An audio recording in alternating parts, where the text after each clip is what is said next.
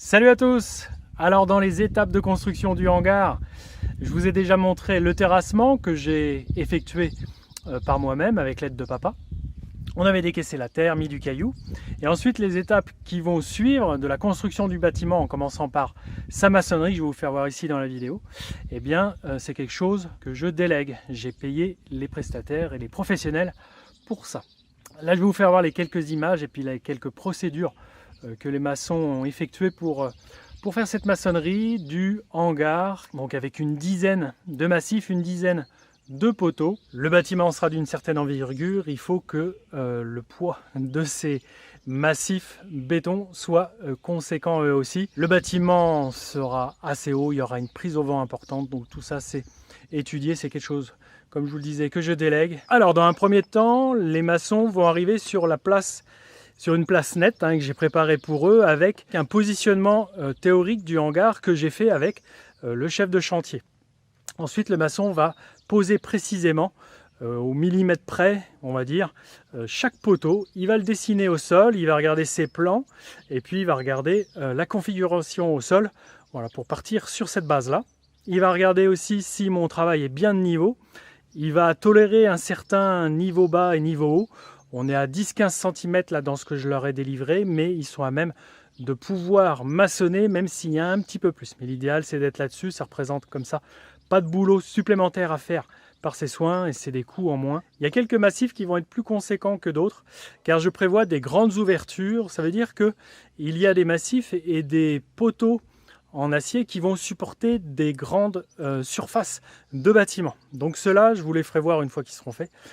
Accueille beaucoup plus de béton. Une fois que le bâtiment est dessiné, c'est la petite pelleteuse de quelques tonnes qui entre en action. Il va faire des trous d'1,50 m sur 1,50 m à peu près, et puis d'une profondeur adaptée par rapport aux endroits où va y avoir le dur, il va y avoir la roche assez proche, puis il y a des endroits où j'ai mis du remblai, donc là il va descendre en dessous du remblai, toucher le dur. Ça représente à peu près un volume de 2,5 m3 par massif de terre enlevé, ce qui fera en théorie 2,5 m3 de béton dans chaque massif. Et comme j'avais mis mon beau caillou sur 30 cm d'épaisseur sur toute la surface, même sur les zones où il y aura les massifs, eh bien ce caillou on va l'enlever. J'allais pas dans ces zones ne pas mettre de caillou, trop compliqué pour l'étaler, trop compliqué pour tomber juste par rapport au travail du maçon. Donc ces zones là, ce caillou, il va prendre soin, et puis je remercie de mettre de côté le caillou calcaire que j'ai acheté et que j'ai fait venir. Je le mets de côté, puis je le remets dans des zones où ça va être nécessaire, des zones de cours qui ne sont pas encore étendues. Et une fois arrivé au niveau de la terre, eh bien, je suis là avec la bennette pour évacuer toute cette terre que je mets, et surtout cette argile que je mets sur mon talus principal. Et ça me permettra d'avancer la zone derrière le hangar de niveau. Donc c'est de la matière qui n'est pas perdue. Une fois que l'ensemble des trous qui vont accueillir les massifs est créé, puis même en parallèle, ils vont disposer des chaises. C'est un dispositif qui, sur chaque massif, va leur permettre de prendre leur niveau et de positionner au millimètre près le massif et puis aussi la platine acier qui vont couler avec le béton. Vous allez voir ça dans les étapes d'après. Mais tout ça, ils vont le poser au laser de niveau, dans toutes les dimensions, quadriller la zone, parfaitement ajusté grâce à ce mécanisme. C'est un travail qui s'organise sur une journée. Le matin, on creuse, l'après-midi, on coule. Il est prévu plusieurs toupis, entre 7 et 8 m3 par toupie. Il nous en aura fallu au moins 3, plus une partielle, pour remplir l'ensemble des massifs, des trous. Et à chaque massif, il vient poser une platine, un ensemble de plats soudés et de tiges filetées qui va être lié au massif. Un massif, comme je vous disais, qui fera 2,5 m3 environ. Ça représente, au vu des poids du béton, au moins 5 tonnes de béton. Et grâce là, avec les chaises et puis ces tubes, il va coulisser, positionner comme il faut la platine, qui va rester coulée, qui va rester dans le béton, et juste 2 tiges d'acier avec filetage émergeront pour pouvoir accueillir dans les semaines qui suivent les poteaux. Par ce principe-là, de créer un massif un petit peu bombé avec la platine qui arrive à la crête, ça permet d'éviter de faire des dés de béton, de faire émerger du béton. Moi, autour de ces dés, je pourrais combler de ma partie de matériaux de finition que j'apporterai dans les mois et les années à venir.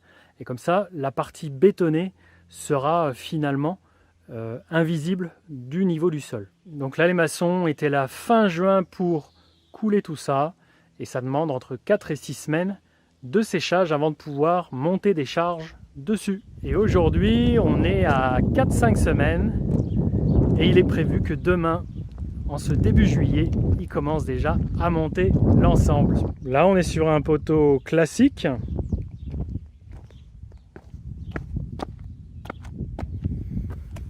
Voilà. Ils viendront se visser là-dessus.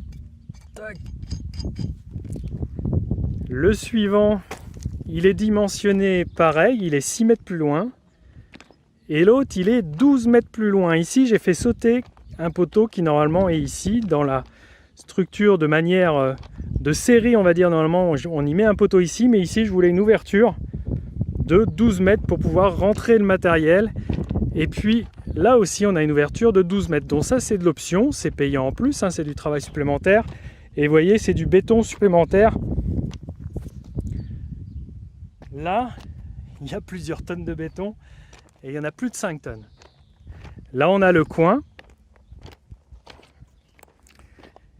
Et là, on va avoir le côté fermé, là, un côté de 20 mètres de long, jusqu'au prochain poteau là-bas. Et entre les deux, où il n'y a pas de platine, ça va être les petits massifs pour ici accueillir les poteaux de bardage. C'est pas eux qui vont faire la structure et tenir l'ensemble au sol.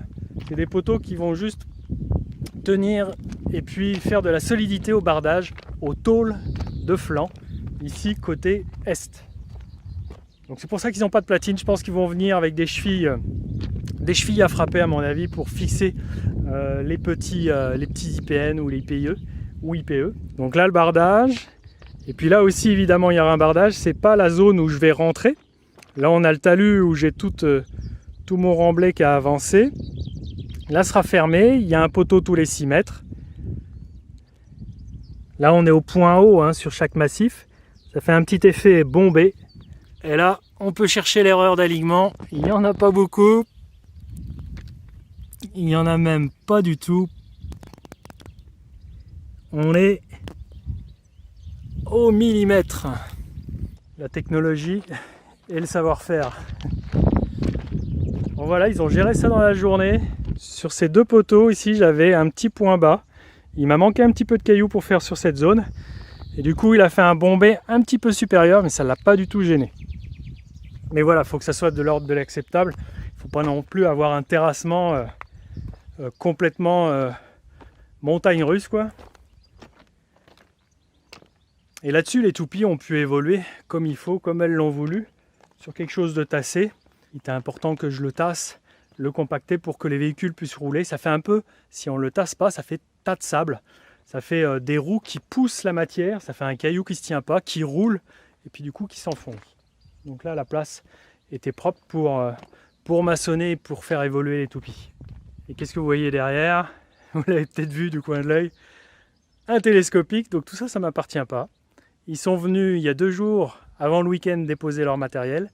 C'est avec ces engins, ces machines qui vont dresser l'ensemble. Il y a un télescopique et puis 2 nacelles. Ça monte au moins à 10 mètres. Hein. Le hangar, il aura ces dimensions-là. Voilà. Curieux de voir comment ils bossent. J'espère qu'il y aura le beau temps. Ça semble annoncé pour la semaine prochaine au moins. Il se dit qu'ils ne perdent pas de temps pour dresser l'ensemble. Ça sort de terre très très vite. Alors moi, je serai de moisson demain dans les orges. Bon, c'est pas grave, ils n'ont pas besoin de moi. Ils ont le champ libre. Ils ont les allées. Ils ont plus de 5 mètres. Tout en périphérie. Pour pouvoir évoluer autour. Et surtout, il faut qu'ils fassent gaffe à la ligne électrique. À pas se faire du mal, voilà, mais le dégagement nécessaire a été fait. Et ici, il y a il y a un fil cuivré que le maçon a coulé dans le dé, qu'il a fait dépasser. Alors techniquement, je ne saurais pas vous expliquer ce que ça va faire ou ce que ça va sécuriser, mais c'est cet endroit-là, c'est lié sûrement à l'endroit où il y aura tout le centre de contrôle et puis les onduleurs. Ici, le local technique sera positionné ici au sol, il y aura une petite dalle béton. Le local technique qui est tout près de l'ensemble des compteurs et du transfo là-bas. Voilà ce que je voulais vous dire et vous montrer sur cette maçonnerie, ces fondations, une cinquantaine de tonnes de béton réparties sur une dizaine de massifs et puis des petits massifs périphériques. Voilà autour. Ça avance. Maintenant, j'ai le luxe de pouvoir regarder comment ils vont procéder. Je suis très curieux de voir tout ça. Et je vous montrerai les étapes, évidemment, entrecoupées de reportages, de vidéos sur les moissons. Vous avez vu sur la chaîne bonus, j'ai démarré les orges. Allez, on avance. Je vous tiens au courant. À très vite. À la prochaine. Salut!